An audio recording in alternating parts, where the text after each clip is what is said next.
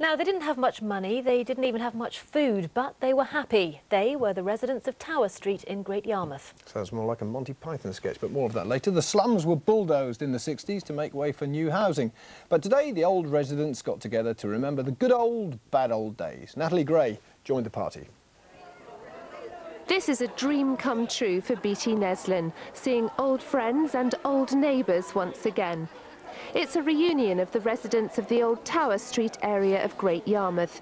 It was a poor area, badly bombed in the Second World War, and now unrecognisable. But boy, do they have happy memories. Tower Street, the happiest street in Yarmouth. Was it? Yes, well, I thought so. Why was that? Because everybody shared everything. Beatty at 85 reckons they were the best times of her life. Nobody wouldn't see anybody without anything. And if elderly, if they weren't well, somebody'd go in and scrub the step, clean the windows and take them something. You thought nothing of it. Does it make you sad to see the place today? today? I'm sorry. They got more than we ever had, more. And they're not enjoying it. And they're not going to have the memories I got. Beatty keeps photos of those good times in her handbag. This was her as a child, later with her husband Charles, and memories, many memories of the life that dominated all their lives, the herring industry.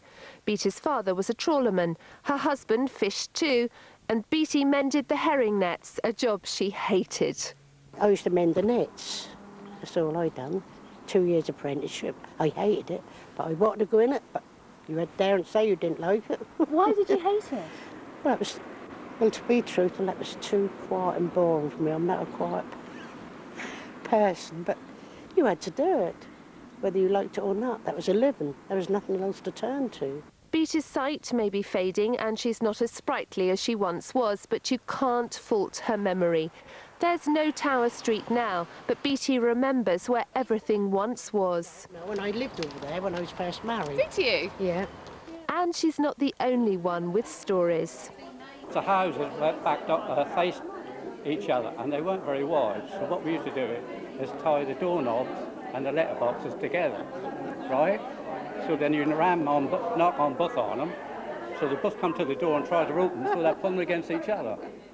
Everyone's agreed they were hard times, but they were great times. Natalie Gray, Anglia News, Great Yarmouth.